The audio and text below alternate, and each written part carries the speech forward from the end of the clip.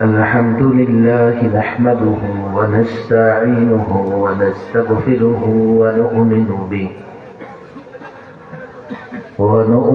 به ونتوكل عليه ونعوذ بالله من شرور أنفسنا ومن سيئات أعمالنا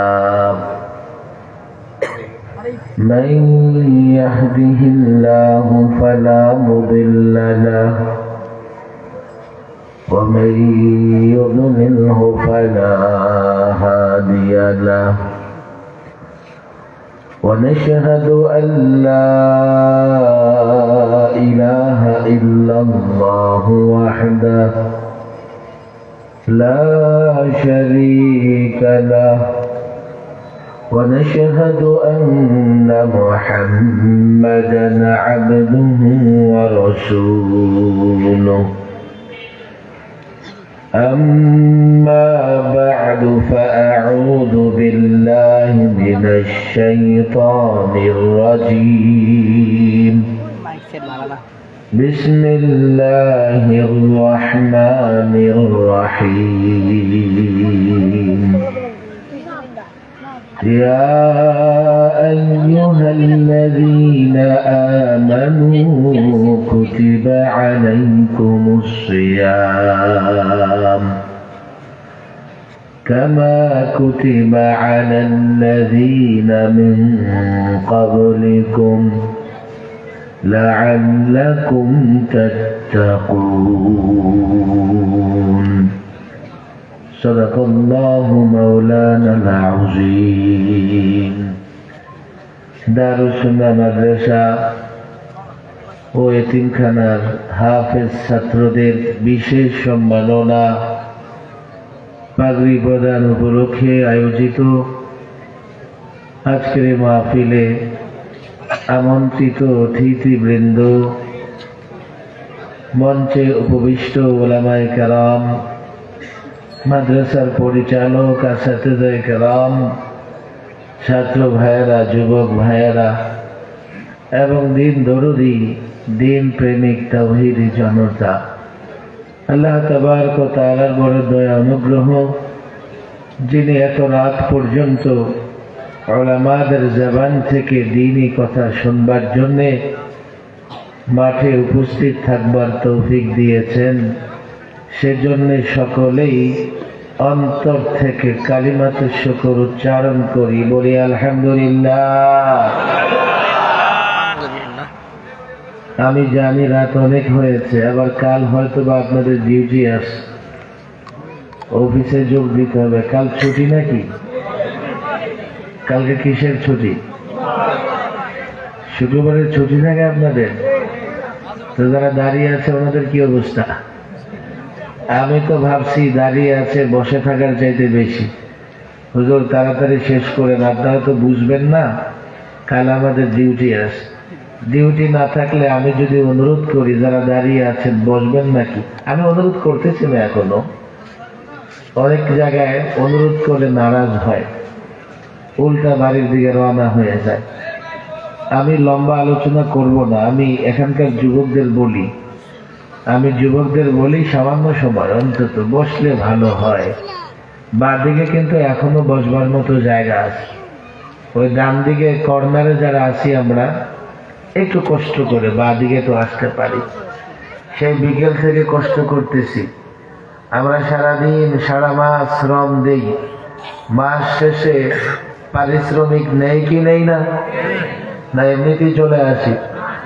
এই যে বিকেল থেকে মধ্যরাত পর্যন্ত শ্রম দিলাম, কষ্ট করলাম, পারিশ্রমিক এর বদলা, এর প্রতিদান নিতে রাজি আছি তো ইনশাআল্লাহ? আমাদেরকে প্রতিদান দিবেন কে? বলেন কে দিবেন? সকলেই বলেন কে দিবেন? কি প্রতিদান দিবেন? আমরা যা চাইবো তাই দিবেন। আমাদের যা প্রয়োজন হবে, হ্যাঁ, গুনাহের কোনো কিছু বা আত্মীয়তার বন্ধন ছিন্ন করার মতো কোনো কিছু চাওয়া যাবে না। যা চাইবো আল্লাহ আমাদের তাই দিবেন। কথা ঠিক না বেঠে? প্রশ্ন আসতে পারে, আমি উত্তর দিয়ে দিব, অসুবিধা নাই। আমার অনুরোধ, চারপাশেও যারা আছেন, আমার পরে তো কোনো আলোচক নাই। আমার চেষ্টা ছিল আমি 10:30 থেকে আলোচনা শুরু করব। এমন হয় এই এলাকায় আসলে 11:30 12টার সময় আবার আলোচনা দেয়। কদিন আগে একবার এসেছিলাম, রাতের 1টা পর্যন্ত আলোচনা করছি। এতে হয় কি, আমারও কষ্ট হয়, যারা আলোচনা শুনবে তাদেরও কষ্ট হয়। এই জন্য আজকে ডাইরেক্ট সোজা স্টেজে চলে আসে যে না, আর বিলম্ব করা যাবে না। আমিও আলোচনা শেষ করব, আপনারাও আলোচনা শুনে বাড়ি যাবেন। তো কথা একটা প্রসঙ্গ নিয়ে শুরু করে দিয়েছে অলরেডি। আমরা যদি গুনাহের কোনো কিছু বা আত্মীয়তার বন্ধন ছিন্ন করার মতো কোনো কিছু না চাই, আমরা যা চাই দিবেন কে? আরো জোরে বলেন, কে দিবেন? কোনো সন্দেহ আছে? তবে প্রশ্ন আছে। সন্দেহ নাই, প্রশ্ন আছে। প্রশ্ন কি? হুজুর কতই তো চাই, কোথায় পাই না তো। আমরা অনেক কিছু চাই, চাই কি চাই না? সবকিছু কি পাই? অথচ আমি কি বললাম, আমরা যদি গুনাহের কোনো কিছু না চাই, আত্মীয়তার বন্ধন ছিন্ন করবার মতো কোনো কিছু না চাই, যা চাই দিবেন কে?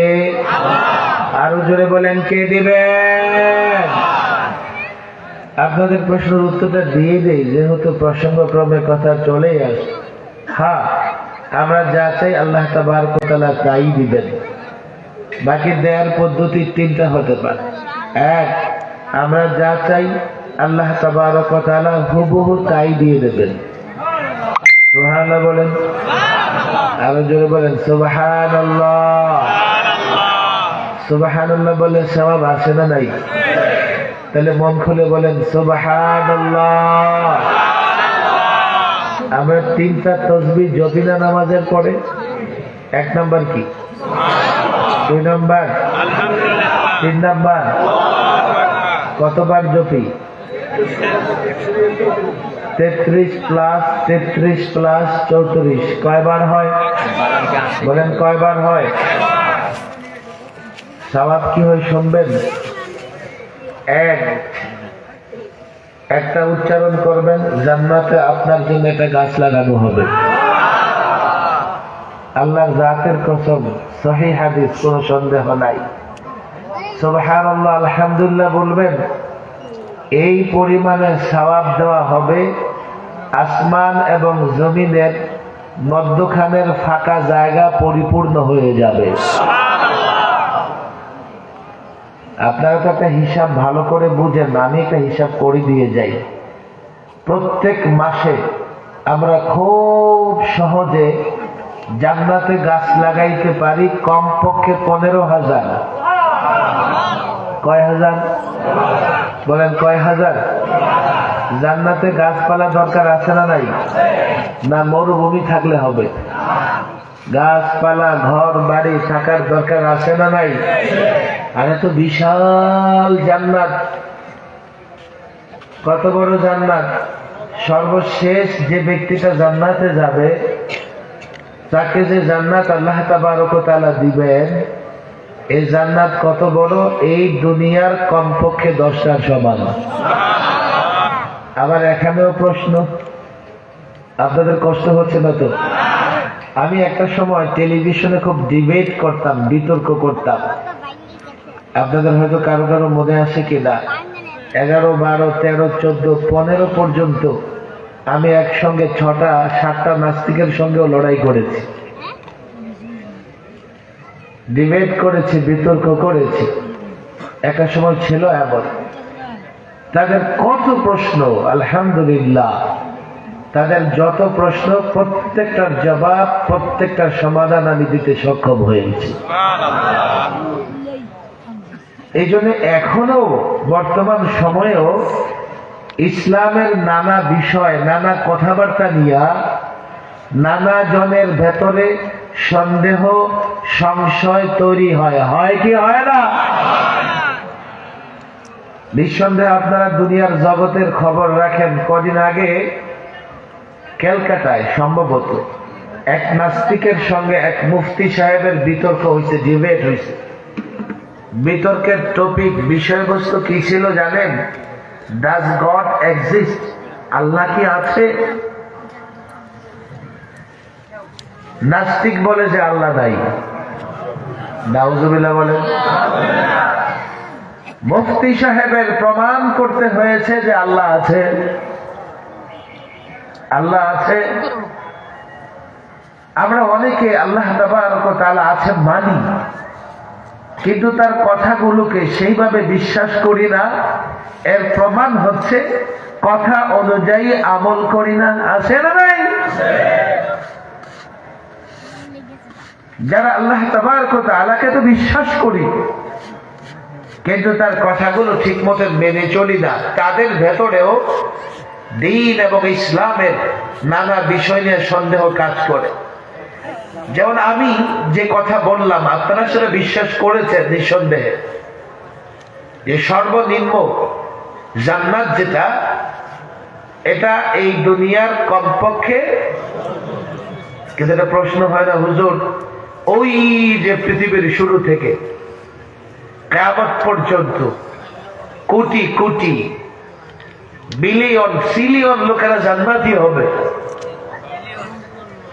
একজন যদি এই পৃথিবীর 10টার সমান জান্নাত পায়, তো এত লোকের জান্নাত কোত্থেকে দিবে? হিসাবটা জটিল আছে। পৃথিবী কি চারটিখানি কথা?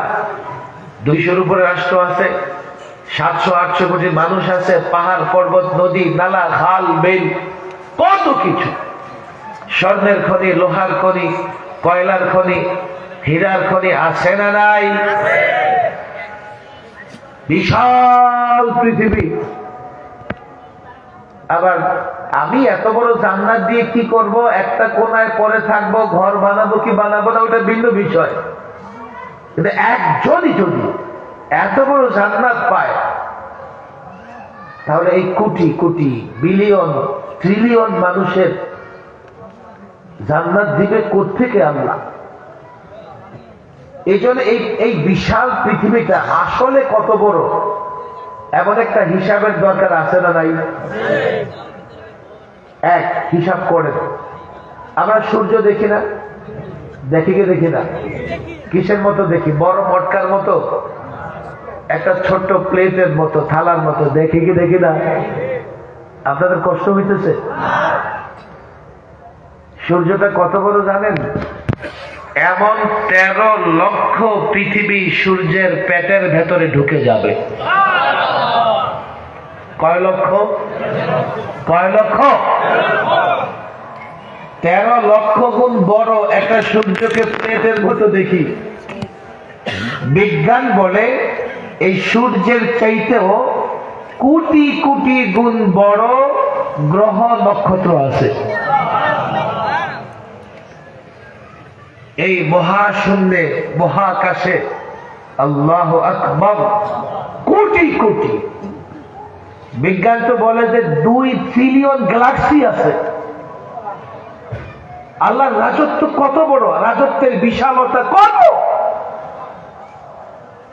যার কাছে 20,000 কোটি টাকা আছে, তার কাছে 20 টাকার কোনো মূল্য আছে? হাদিসে এসেছে দুনিয়ার মূল্য কত আল্লাহর কাছে?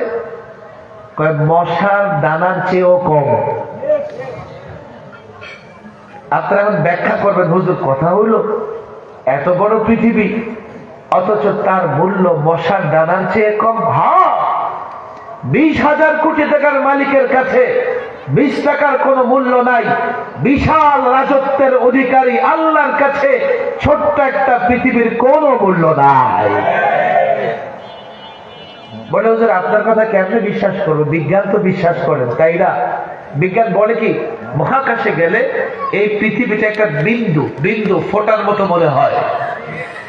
এই মহাশূন্যে এই পৃথিবী যদি একটা বিন্দু ফোটার মতো মনে হয়, তো একজন ব্যক্তিকে এমন 10টা বিন্দু দিয়া কোটি কোটি জান্নাতীকে যদি এমন ফোটা ফোটা ফোটা ফোটার মতো দুনিয়ার 10টা গুণ দিয়ে দেয়, আমি তো মনে করি আল্লাহর বিশাল রাজত্বের একটা কোনাও ভরবে না।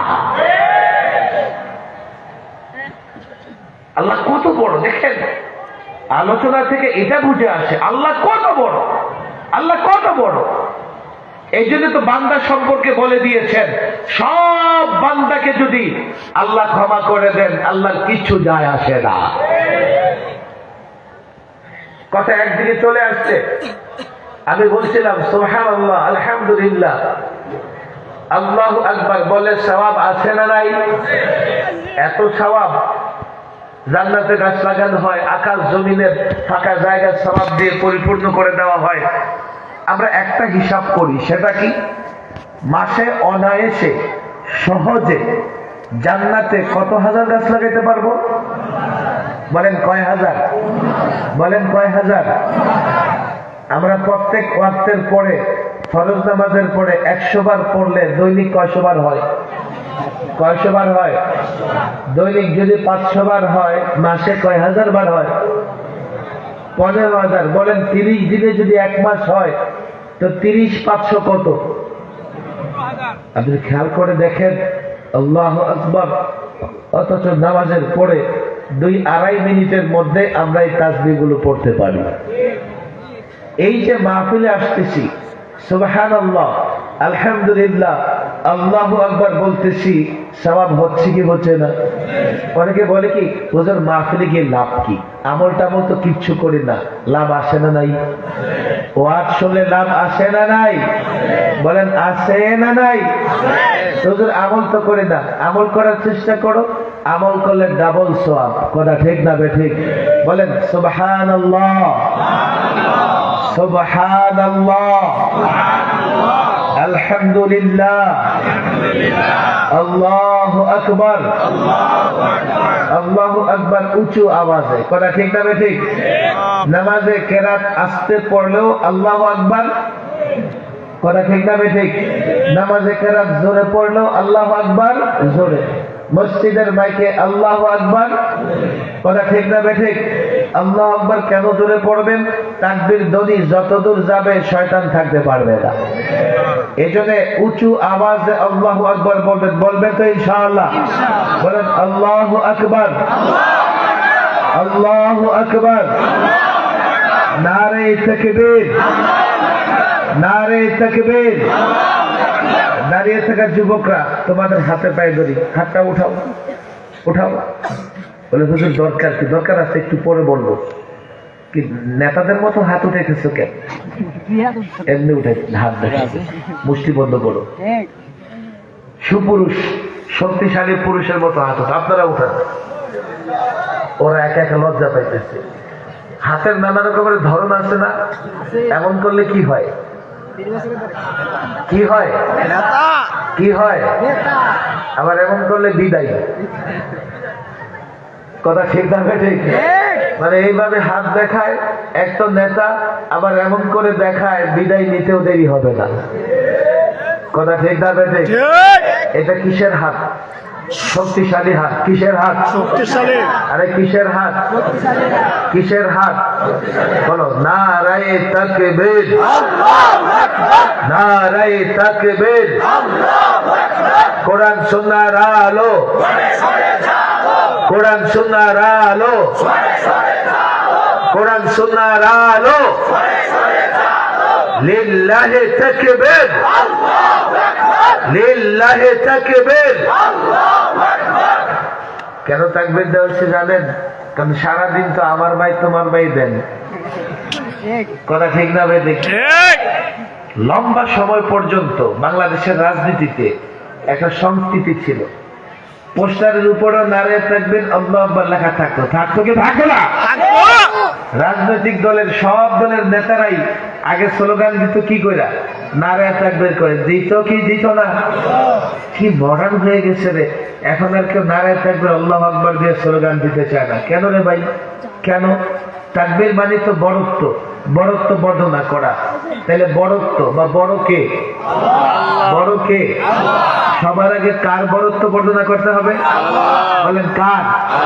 কার? আমরা বড়ত্ব কেন বর্ণনা করি? যার বড়ত্ব বর্ণনা করি তিনি অসন্তুষ্ট হয়ে আমাকে কিছু কিছু কিছু দিবেন, তাই না? তো দেওয়ার ক্ষমতা কার? নেতাকে দেয় কে? এমপি কে দেয় কে? চেয়ারম্যান কে দেয় কে? মানে বড়ত্ব সবার আগে ঘোষণা হবে কার? কার হবে? সব আছে না নাই? আল্লাহু আকবার বললে সব আছে না নাই? আল্লাহু আকবার, আল্লাহু আকবারের মধ্যে পাওয়ার আছে না নাই? আরে ১৫০০ বছর ধরে এমন অনেক যুদ্ধে মুসলিম বাহিনী যখন তাকবীর ধ্বনি দিয়ে অগ্রসর হয়েছে, কাফের বেঈমান মুসলমানদের মোকাবেলা করতে পারে না। বলো নারায়ে তাকবীর। অভ্যাস করো, দেখবেন মার্কার স্লোগান যখন দেয় ১০ জন মিলে মাটি কাঁপায় ফেলে। কিন্তু আমাদের যুবকরা যখন মাহফিলে আসে আল্লাহু আকবার তাকবীর দিতে লজ্জা বোধ করে। এটা লজ্জা হওয়ার কথা নয়, বরং শয়তানের প্রতারণা। শয়তান ধোঁকা দেয়, কথা ঠিক না বেঠিক? আরে আমি তো মুসলমান, আমি বড়ত্ব ঘোষণা তো আল্লাহরই করব, কথা ঠিক না বেঠিক?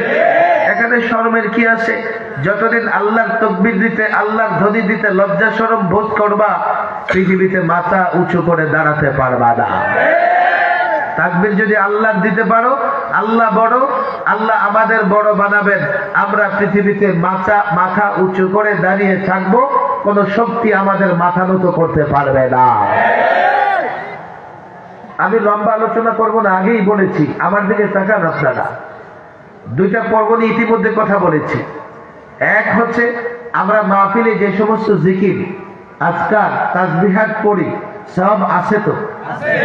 আছে না নাই?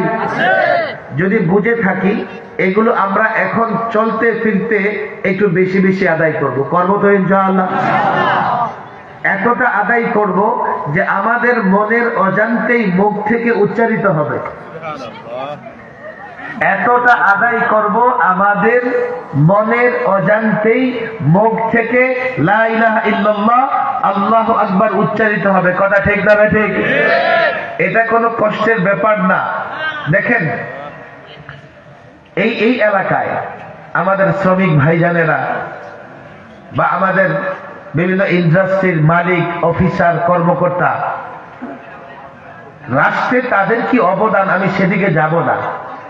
তো একটা হিসাব করলে তো সহজে বোঝা যায় এখানকার লোকেরা অনেক শ্রম দেয়, অনেক ত্যাগ দেয়, অনেক কুরবানি দেয়, অনেক কষ্ট করে, কথা ঠিক না ঠিক? এই কষ্টের তুলনায় দুনিয়াতে তাদের মাইনে, তাদের বেতন, তাদের সুবিধা অনেক কম। কম না বেশি? কোন সন্দেহ আছে? আমি তো মনে করি এই বাংলাদেশে 2 শ্রেণীর মানুষ অবহেলিত। এক আমাদের মৌলভী সাহেবরা, ইমাম সাহেবরা, আরেক হচ্ছেন আমাদের শ্রমিক ভাইয়েরা। বাংলাদেশে ওনাদের চাইতে কম পয়সা কেউ এত লম্বা ডিউটি করে না। ইমাম সাহেবের বেতন 5,000 হোক আর 10,000 হোক, তার ডিউটি পালন করা লাগে ঘড়ির কাঁটা দেখে। ঘড়ির কাঁটাটা সোজা হয়ে আছে, ইমাম যদি না থাকে তাহলে 50টা বকাঝকা শোনা লাগে, কথা ঠিক না ঠিক? পৃথিবীতে কোনো কিছু টাইম মতো হয় না। লোকেরা মনে করে বিমান মনে হয় টাইম মতো ছাড়ে। আপনি যান, প্রত্যেক দিন দেখবেন 5 মিনিট, 10 মিনিট, 50 মিনিট, 2 ঘন্টা পর্যন্ত বিমান ডিলে করে। কিন্তু কোন মসজিদে ইমাম সাহেব 30 সেকেন্ড পর্যন্ত ডিলে করতে পারে। আপনারা যারা এই দেশের অর্থনীতির চালিকা শক্তি, যদি বলি বাংলাদেশে আপনারা এবং বিদেশে আমার প্রবাসী ভাইয়েরা যারা রেমিটেন্স পাঠায়া দেশের মেরুদণ্ড সোজা রাখছে, আমি নিজ চোখে পৃথিবীর নানা দেশে গিয়া আমি তাদের হাতে চুমু খেয়েছি, কপালে চুমু খেয়েছি। তারা এতটা কষ্ট করে পৃথিবীর নানা দেশে দিনভর কষ্ট করে কাজ করে।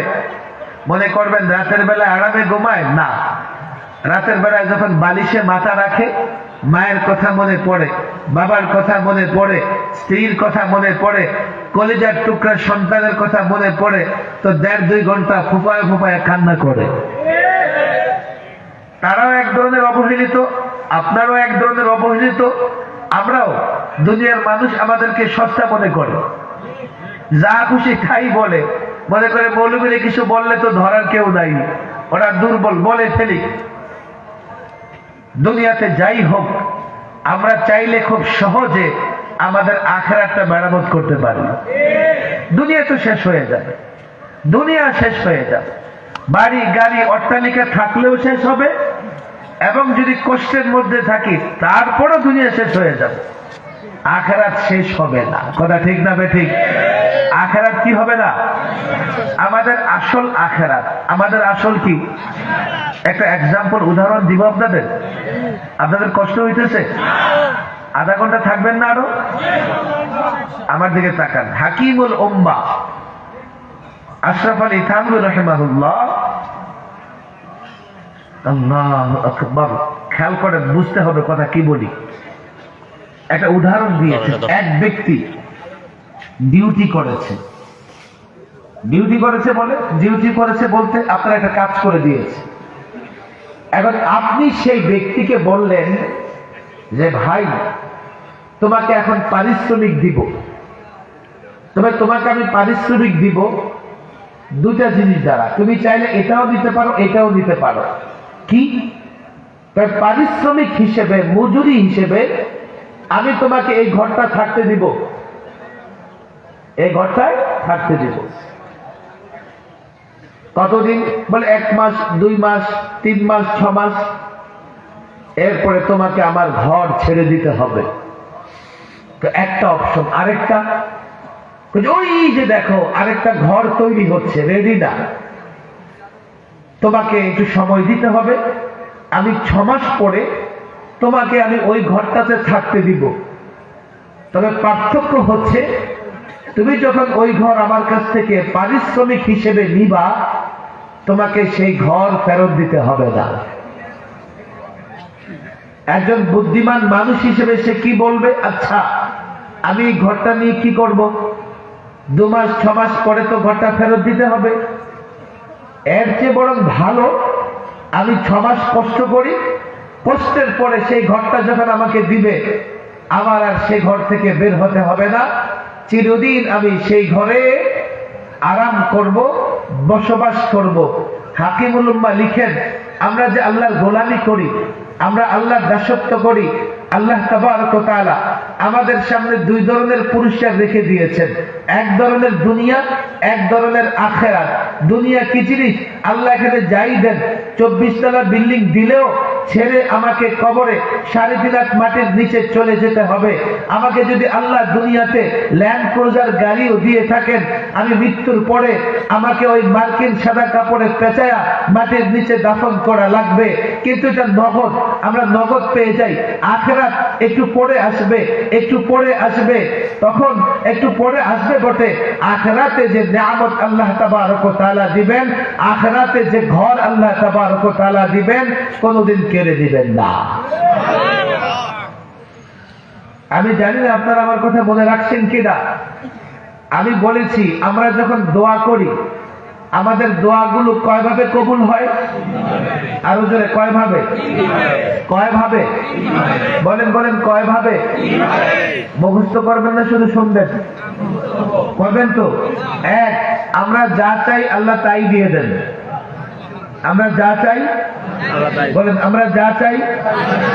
আমি বলছি যে আল্লাহ আমাকে এখানে 1 কাঠা জায়গার ব্যবস্থা করে দেন। আমি সামান্য উপার্জন করছি, আল্লাহ একজন ভাইকে মিলিয়ে দিছে, সৎ মানুষ, ঝামেলা নাই, টাকা দিছে, 1 কাঠা জায়গা দিয়ে দিছে।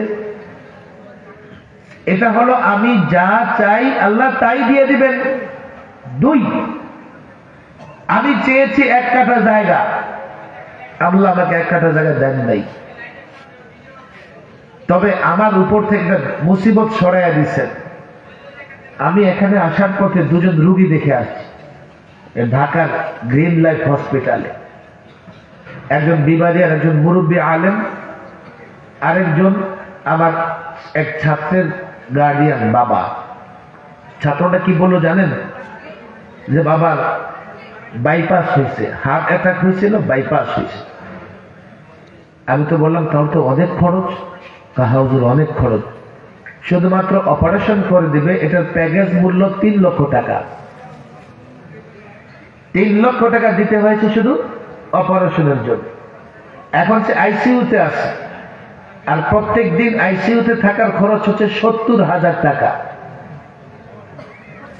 2 ব্যক্তি, এক ব্যক্তি আল্লাহর কাছে জায়গা চেয়েছে, আল্লাহ তাকে জায়গা দিয়ে দিয়েছে। আরেক ব্যক্তি জায়গা চায় নাই, জায়গা চেয়েছে, জায়গা পায় নাই। কিন্তু আল্লাহ তাবারক ওয়া তাআলা আলিমুল গায়ব, আলিমুল গায়ব আলিম, তিনি দেখলেন তার উপরে বিশাল বড় এক মুসিবত আছে। আল্লাহ জায়গা না দিয়া এই জায়গার বদৌলতে তার উপর থেকে মুসিবত দূর করে দিলেন। আছে এমন অনেক। আল্লাহু আকবার। এক ব্যক্তি হযরত মূসা আলাইহিস সালামের কাছে গেছে, গিয়ে বলতেছে, মূসা আল্লাহর পয়গম্বর, আমি যেন ভবিষ্যৎ জানতে পারি, আপনি আল্লাহর কাছে দোয়া করে দেন। হযরত মূসা বলে, না দরকার নাই, এগুলো ভালো না, অনেক বিপদ আপদ এই সেই। কয় না, আপনি দোয়া করে দেন, আপনার কাছে একটাই আবদার, আমি যেন ভবিষ্যৎ জানতে পারি, আপনি দোয়া করে দেন। হযরত মূসা আলাইহিস সালাম দোয়া করে দিলেন, আল্লাহ এই লোকটা যেন ভবিষ্যৎ জানতে পারে, আপনি ব্যবস্থাটা করে দেন। এখন তো এই লোকটা সামনে কি হবে না হবে সব জানে, জেনে জেনে ঠিকঠাক মতো আমল করে, খেয়াল করেন। হঠাৎ একদিন এই লোকটা জানতে পারলো তার ঘোড়াটা মরে যাবে, তার ঘোড়াটা। দৌড়ে গিয়ে বাজারে নিয়ে ঘোড়াটা বিক্রি করে দিল, আর মহা খুশি, হায় হায় দেখো ভবিষ্যৎ জানতে পেরেছি, আমি বড় ক্ষতি থেকে বেঁচে গেলাম। এখন যদি ঘোড়াটা মারা যাইতো আমার কত টাকা লস হইতো, বিক্রি করে দিছি, যাক যা গেছে অন্ধের উপর দিয়ে। কিছুদিন পরে সে জানতে পারলো তার গোলাম মারা যাবে। এবার গোলামটাকে দিয়া বাজারে বিক্রি করে দিল। এবার আর তার খুশি ঠেকায় কি? দেখছো ভবিষ্যৎ জানার কারণে কত উপকার, কত ফায়দা। এরও কিছুদিন পরে সে জানতে পারলো সে নিজেই মারা যাবে। এখন দৌড়ে গেছে হযরত মূসা আলাইহিস সালামের কাছে, হযরত নবী আল্লাহ, ঘোড়া মারা যাবে বিক্রি করে দিছি, গোলাম মারা যাবে বিক্রি করে দিছি, এখন নিজের কি করবো? মূসা আল্লাহর পয়গম্বর বলেন, দেখো মুসিবত আসছিল ঘোড়ার উপরে, বিক্রি করে দিছ, এরপরে এই মুসিবত তোমার তাকদীরে যেহেতু মুসিবত আছে, এটা আল্লাহ পাঠিয়ে দিচ্ছে গোলামের উপরে, তাও বিক্রি করে দিছ। এখন সেই মুসিবত তোমার উপরে, তোমাকে সেই মুসিবত আস্বাদন করতে হবে, মুসিবতের স্বাদ গ্রহণ করতে হবে। আমাদের এই যে নানান সম্পদ, অর্থের উপরে যে মুসিবত আসে, নারাজ হওয়ার কিছু নাই। আল্লাহ তাবারক ওয়া তাআলা অর্থ সম্পদের ক্ষতির মাধ্যমে আমাদের নফসের উপর থেকে বিপদ দূর করে দেন। তাহলে দোয়া কবুল হয় কয়ভাবে? বলেন কয়ভাবে? কয়ভাবে? এক, আমরা যা চাই আল্লাহ তাই দেন। 2, যা চাই তা দেন না, তবে দোয়া কবুল করে আল্লাহ মুসিবত দূর করে দেন। কথা ঠিক না ঠিক? 3, এই শোনেন, দুনিয়াতে কিচ্ছু দেয় না।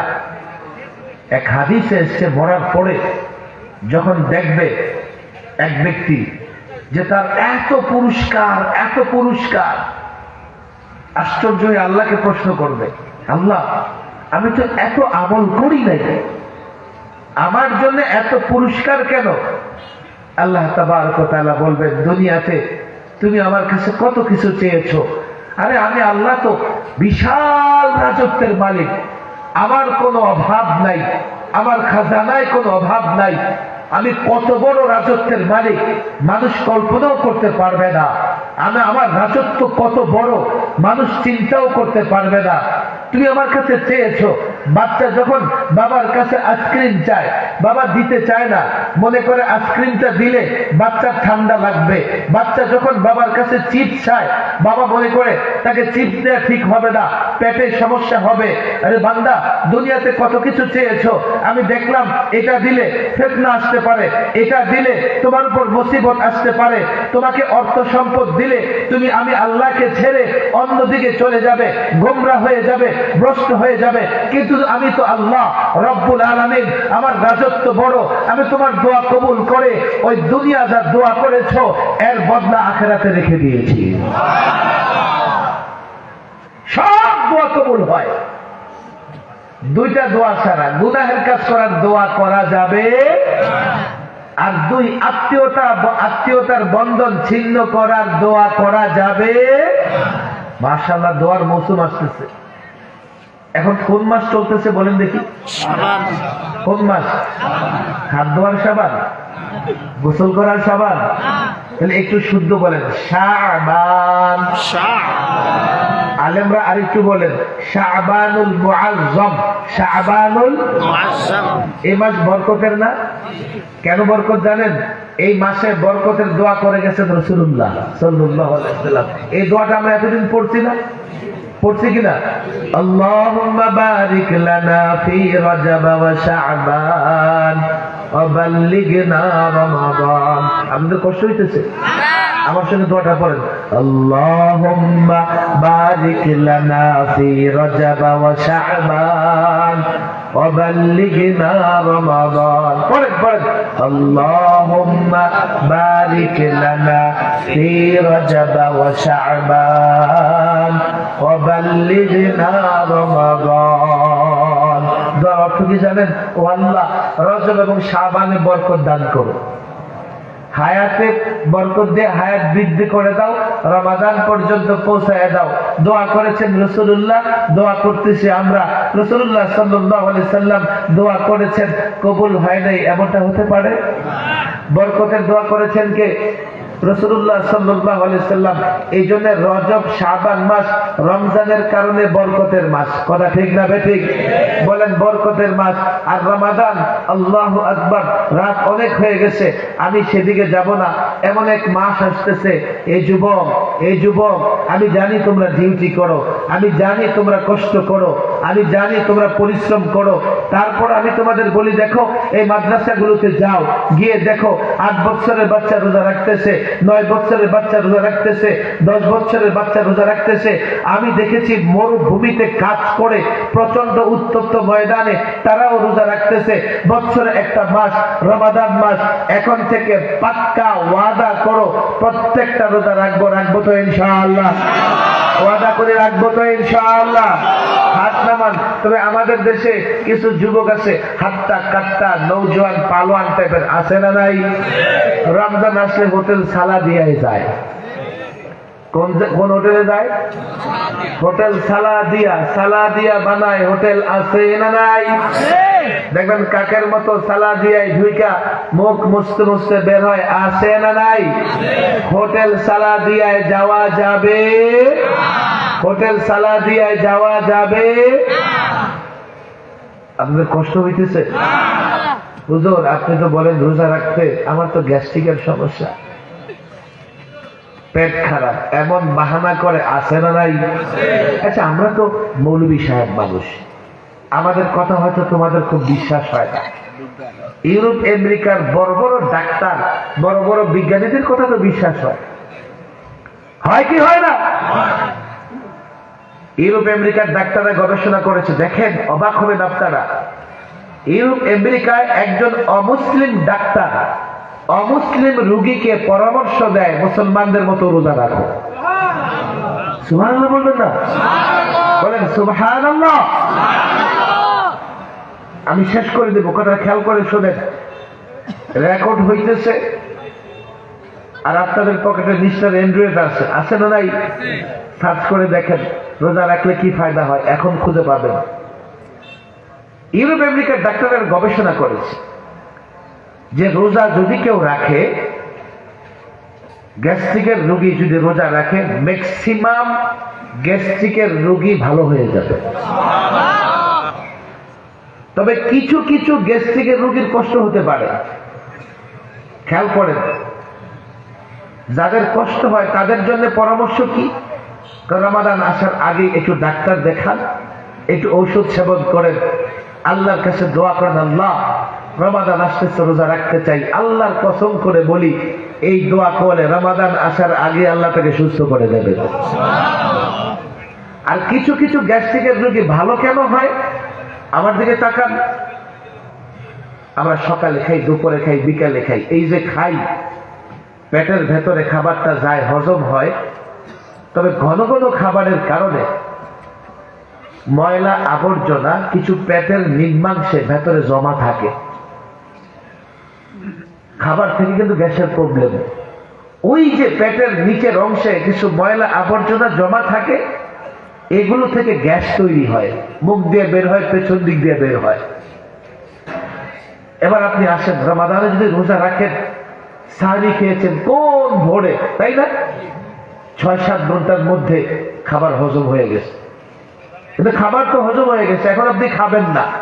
ইঞ্জিন তো চালু, মেশিন তো চালু, অপেক্ষা আছে আপনি খাবেন, সেটাকে হজম করবে। যখন আপনি খাবেন না, তখন এই ইঞ্জিন, এই মেশিন ওই যে পেটের নিচের অংশে, পেটের নিচের অংশে ভেতরে যে ময়লা জমা আছে ওটা ধরে পাকড়াও করে হজম করতে থাকে। সুবহানাল্লাহ বলবেন না? এইভাবে বিকেল হতে হতে পেটের নিচে যে ময়লা আবর্জনা, এটাকে নিঃশেষ করে পেটকে ক্লিন করে ফেলে। এই প্র্যাকটিস চলে কয়দিন?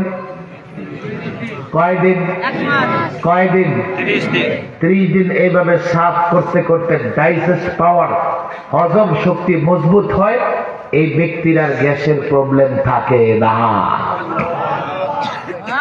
মনে রাখবেন তো ইনশাআল্লাহ। রোজায় ফায়দা আছে না নাই? রমজানের 1 মাসের একটা দিন আছে লাইলাতুল কদর, আছে না নাই?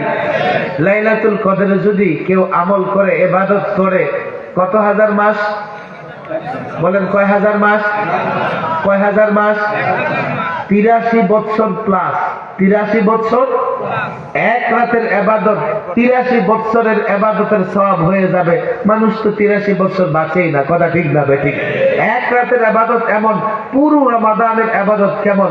আমি বলি ভাই, তোমাদের ডিউটি আছে, তোমাদের হাতে পায়ে ধরে বলে যাই, তোমরা কষ্ট করো, রমাদানের জন্য শিডিউল তৈরি করো, টাইমিং তৈরি করো, আল্লাহর কাছে চাও।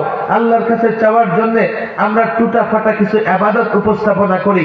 এই জন্যই দেখো ফরজ নামাজের পরে দোয়া কবুল হয়। আল্লাহ আপনার একটা অর্ডার মানছি, এবার আমার প্রয়োজন পুরা করে দেন।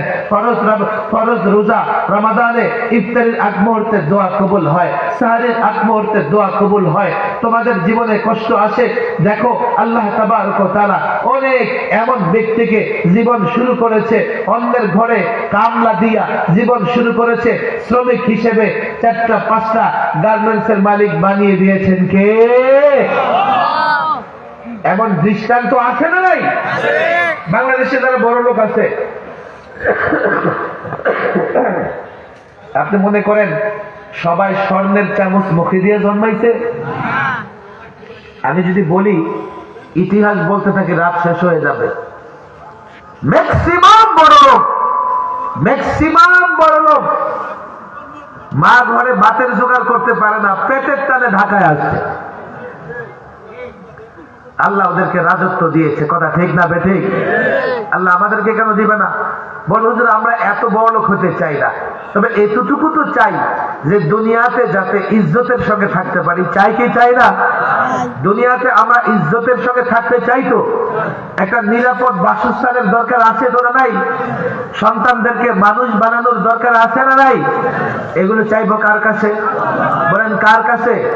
আর চাওয়ার সবচেয়ে বড় সময় রমাদান। চাওয়ার সবচেয়ে বড় সময় বিদায়। আমরা রমাদানে চাইবো রোজা রেখে। কি রেখে? বলেন কি রেখে? আল্লাহর একটা নির্দেশ মানবেন, এরপরে আল্লাহর কাছে চাইবেন। রমাদানের রোজা আমাদের জন্য ফরজ। কি বলেন? আমাদের জন্য কি? আমাদের জন্য কি? বলেন না, আমাদের জন্য কি? এরপরে রাতে তারাবি, সালাতুত তারাবি পড়ব তো ইনশাআল্লাহ। এগুলো আমরা করি। আমি 3 নম্বর একটা আপনাদের কথা বলে যাই, আমার শ্রমিক ভাইয়েরা।